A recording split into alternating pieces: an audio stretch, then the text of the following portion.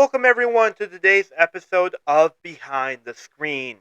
Now, one of the best parts about being a dungeon master is creating your own monsters. Not just reskinning from the book, but creating something your players have never seen before.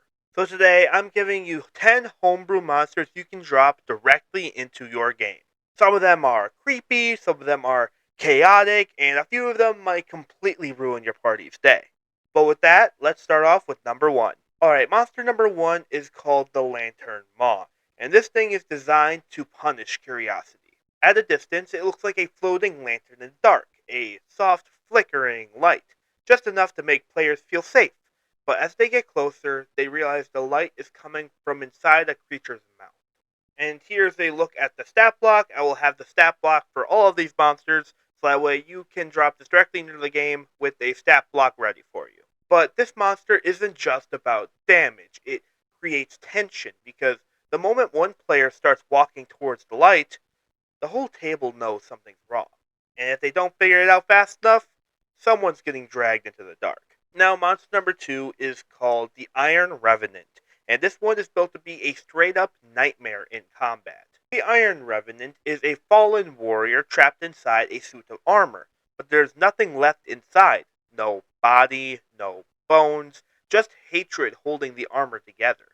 When it moves, the metal grinds and screeches like something is trying to escape from inside.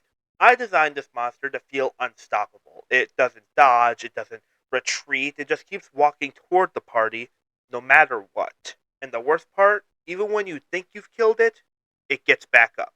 Monster number three is called the Name Thief, and this one doesn't attack your health, it attacks your identity. The Name Thief looks almost human, but something is off. Its face is smooth, no eyes, no mouth, just a blank surface, like it forgot what it was supposed to be.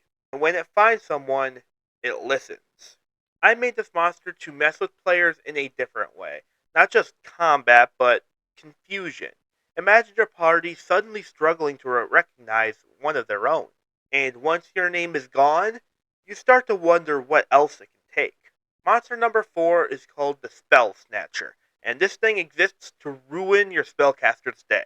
Spell Snatcher is a small, floating creature made of swirling magical energy. It crackles with unstable power, constantly shifting colors, like it's barely holding itself together. The closer you get to it, the more your magic starts to feel just a bit wrong.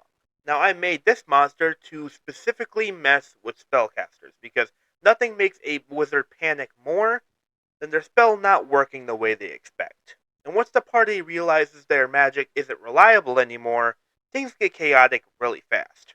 Monster number five is called the Gloom Herald, and this one doesn't just fight your party, it controls the entire battlefield. The Gloom Herald appears as a tall, cloaked figure made entirely of shadow. Its form constantly shifts, like it's barely holding itself together, and wherever it walks, the light starts to fade. And this monster I designed to control the environment, because it doesn't just deal damage, it makes the fight harder to navigate, harder to see, and harder to survive. Once the lights go out, the Herald starts to hunt. And monster number six is called the Colossus Below. And this isn't something your players fight, it's something that they attempt to survive. Colossus Below is a massive creature that lives beneath the ground.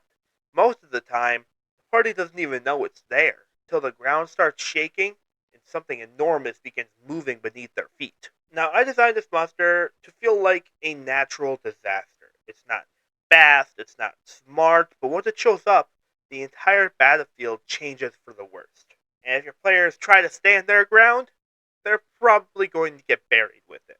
Now, monster number seven is called the Last Step, and this thing doesn't chase you, it waits for you to mess up.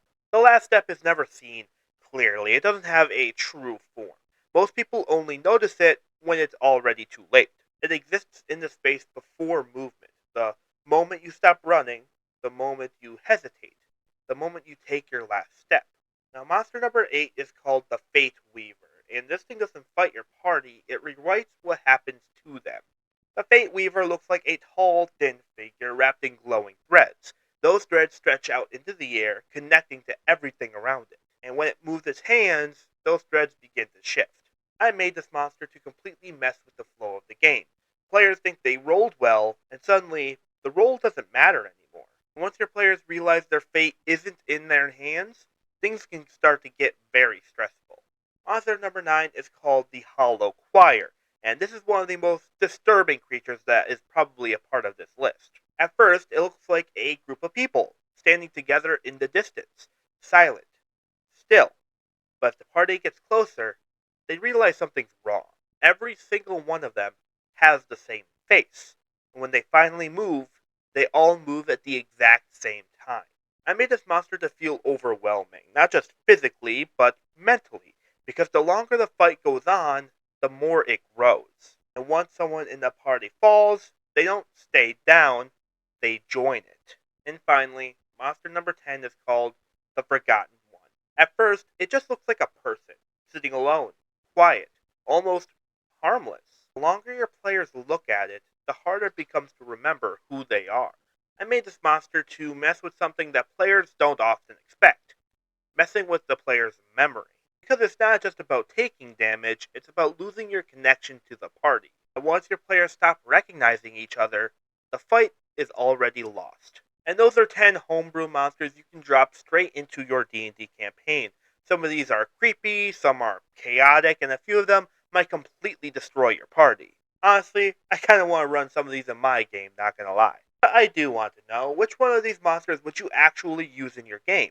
And which one would your party absolutely hate fighting? If you've got your own homebrew monsters, drop them in the comments below. I might steal them for a future video.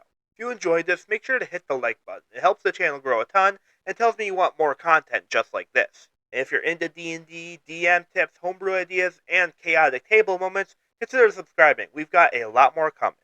This has been Behind the Screen, where the dice roll low, the panic is real, and your players never see it coming. I'll see you next session.